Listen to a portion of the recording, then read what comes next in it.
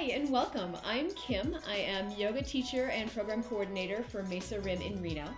And since we're all stuck at home, not able to get to our gyms, maybe working in work environments that are not quite as ergonomically ideal as we would wish them to be, I know for myself and a lot of other people, we've been developing tension in neck and upper back. And so I'd like to show you today a few self-myofascial release techniques that you can use to help you relieve the tension in your neck, relieve the tension in your shoulders and your upper back, and maybe be a little bit more comfortable. So today we're going to need a few pieces of specialized equipment. You can also do a few of these with some stuff you might find around your house. So in today's practice, we'll use a yoga block if you have one. We'll use a yoga strap if you have one. I have my 2 yoga therapy balls here in their little drawstring sack. This is really helpful. It will also work with a couple of tennis balls or lacrosse balls or other kind of firm but elastic ball that you could use, and you can put those together in a sock. That works really well. In the absence of some of these pieces of equipment, we can do a few of these releases with a couple of 14-ounce cans of canned goods and maybe a couch cushion or some other form of lift and support that's got a little bit of give to it. All right, so our first exercise is a simple release using the edge of a yoga block for your upper trapezius and the other muscles that insert on your occipital ridge. So your occipital ridge is this area right at the base of your skull where the muscles of your neck insert right through here. And we often feel some tension and discomfort here. So this is a simple way that you can start to create some release for the trigger points in that area. So you'll place your yoga block. I like to put mine in its medium height and lay down. The block will go right at the base of your skull. So I have this edge, this corner of the block that's nearest to me. It goes right on my occipital ridge, and I can rest my head back. And for some people, this is quite intense enough. If you want a little bit more intense sensation, you'd like to go a little bit deeper into this musculature, you can try tipping the block. And so when it's at this angle, this corner goes right into those muscular insertions. And it may be perfect just to hang out here for a little while. This feels pretty good. You can also start to explore. So as I turn my head to the right, the portion of my neck and occipital ridge that is in contact with the block is shifting to my right. And I've got a spot right here that I would consider maybe a trigger point. It's feeling fairly intense. And so I might want to just hang out here. When you start this exploration and you find places that you feel something happening, I call them responsive places. If you feel your body responding, there's sensation there, it's a good idea to hang out for at least 30 seconds, maybe even 60 or 90 seconds. And after a few moments here, 30 or 60 or 90 seconds, you might want to explore what we call a cross fiber release.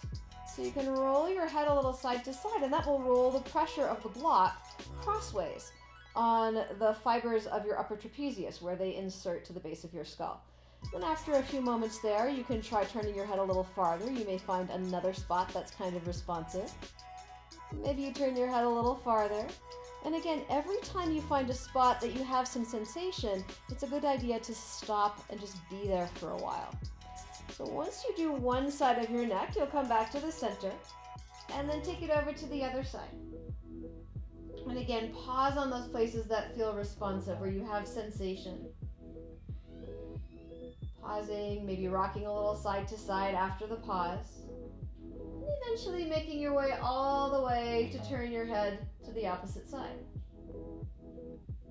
So this is a fairly simple way to give yourself some release for the base of your neck, or for the back of your neck.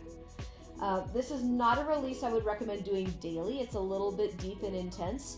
Every other day is probably okay, but if it's feeling really tender and sensitive, give yourself a day off. All right, so in the absence of a yoga block, you can do something really similar here using a couch cushion and a can of soup, or in my case, refried beans. So you can place your cushion as a pillow and then use your canned goods to create that sense of pressure sensation at the back of your neck. So laying down, and I'm going to place the canned goods right on my occipital ridge. I'm holding it in place with one hand. That can be really helpful so it doesn't slide around. And it might be good again just to stay here with the can right at the base of your skull. And you can do the same little trick of turning your head to the side and finding places that have sensation. So that's a way to go in the absence of the specialized yoga equipment. You may notice that when we're working with the block, the sensation is kind of dispersed because we have that whole length of the block and the weight of your head is being distributed along the edge of that block. So it's maybe a little more dispersed sensation. If you'd like to go a little deeper, a little bit more pinpointed, we can do a similar practice adding a therapy ball to the mix. So when we do this practice, you'll work with the block at its lowest height. If you find that the block is a little firm, so when you come into this position that I'm going to show you in a moment, if you find yourself flinching away from the intensity, try using your pillow or using a folded blanket or something that has a little bit of give.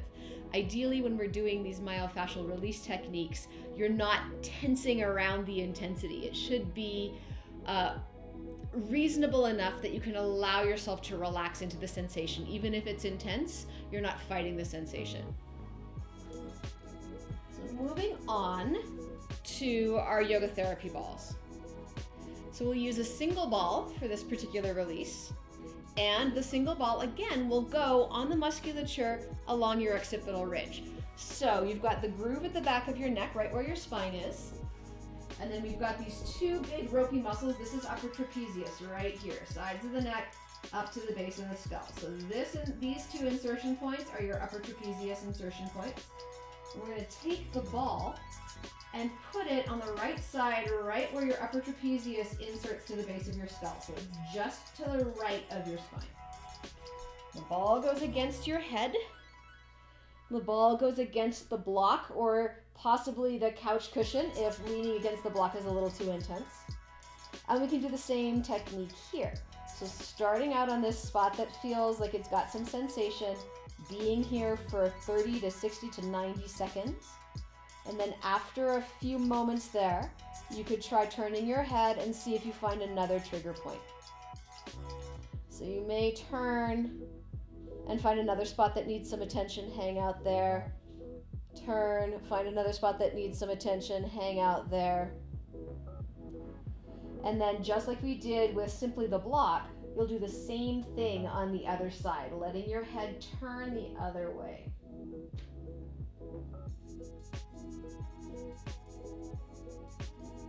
Again, you wouldn't do these base of the neck releases on a daily basis. Give yourself a day or two in between.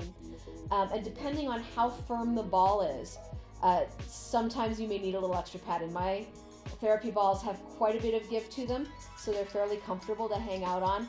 If you're working with a lacrosse ball, you may be more comfortable using a blanket in the place of the block. So that's some release for your neck.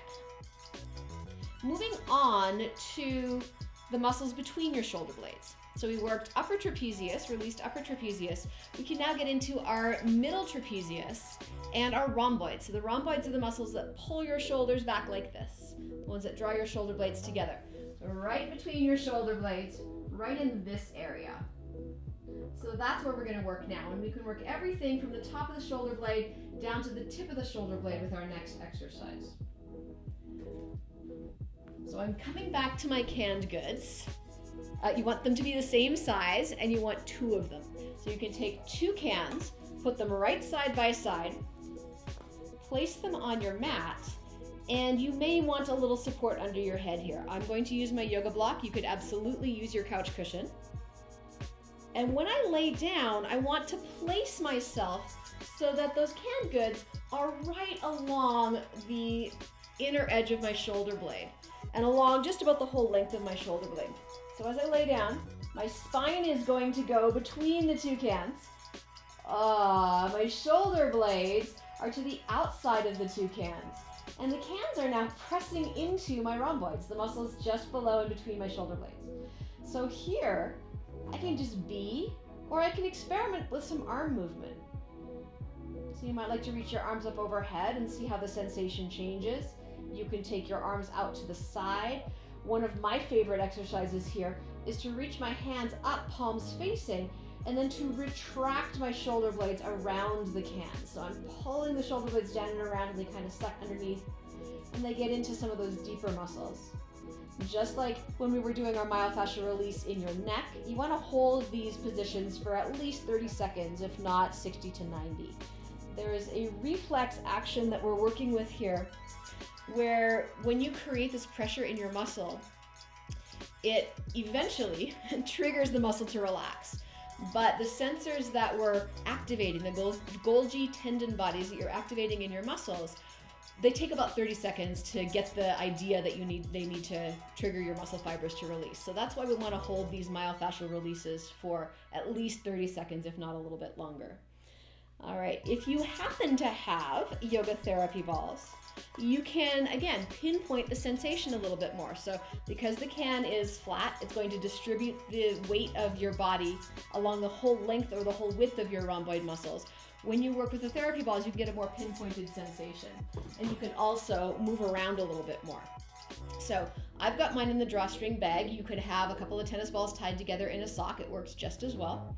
We'll take the therapy balls and they will go in your upper trapezius, right up at the top of your shoulder blades at the base of your neck, right in this area. And I'll lay down with the therapy balls on either side of my spine, the muscle of my upper trapezius. You may find you like some support here. If you don't like the support under your head, you don't need to use it. And then again, we can explore. So arms can come up overhead, they can come out to the side, and then every few breaths, you can reposition your body. Ooh, there's a good spot. You can rock side to side, get a little cross fiber release. You could rock up and down and get some longitudinal release. And now when we're working with the therapy balls, you're getting just a smaller area and a deeper area that you can access.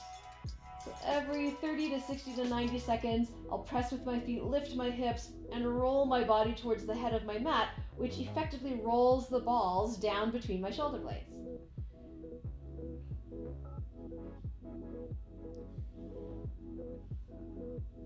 So that's a really nice release for upper back. If we use a single therapy ball, you can start to get into some of the muscles of your rotator cuff, and in particular, infraspinatus. So this is the muscle on the face of your shoulder blade that is below your scapular spine.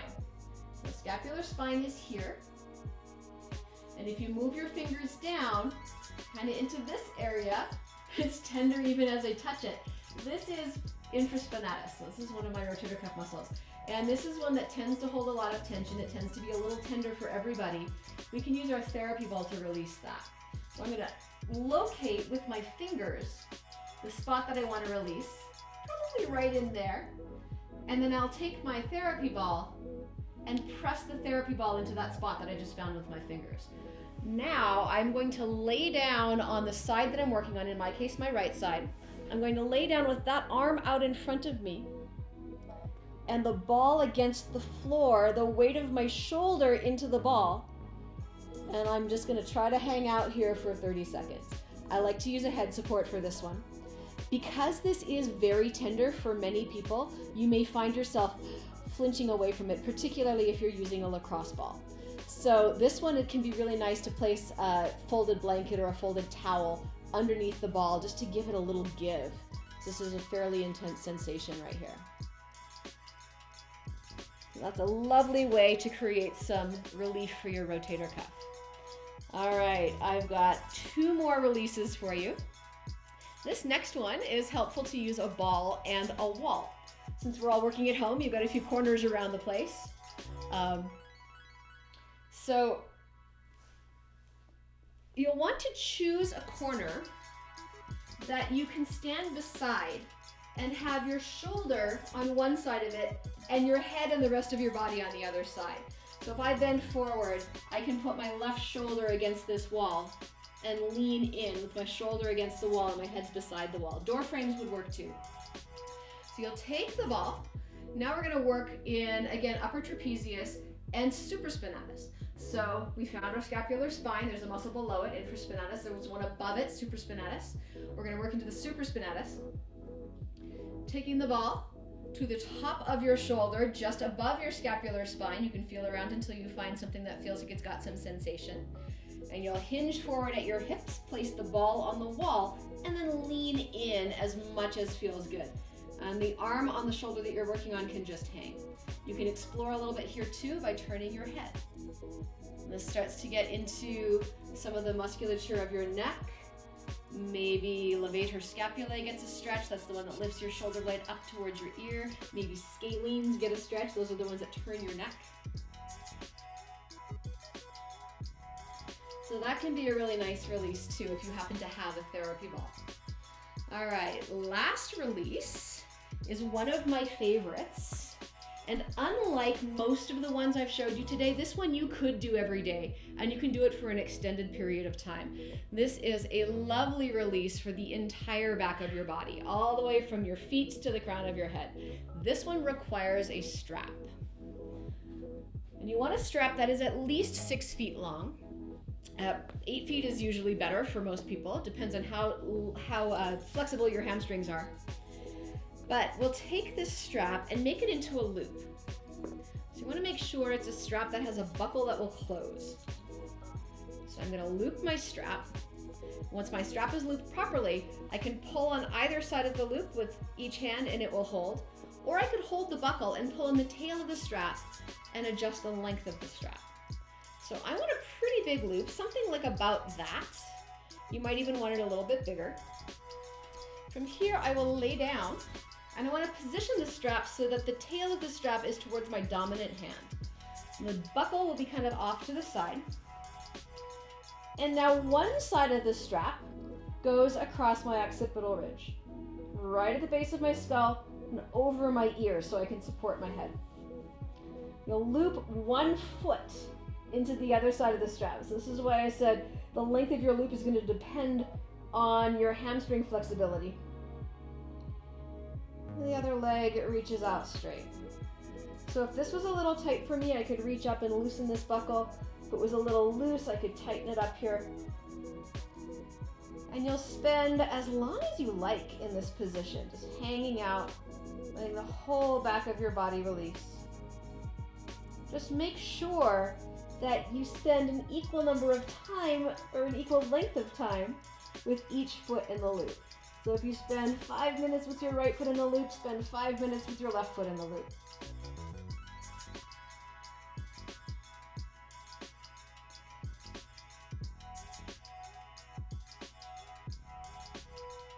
And those are some simple ways that you can help create health and length and comfort in your neck and shoulders and upper back.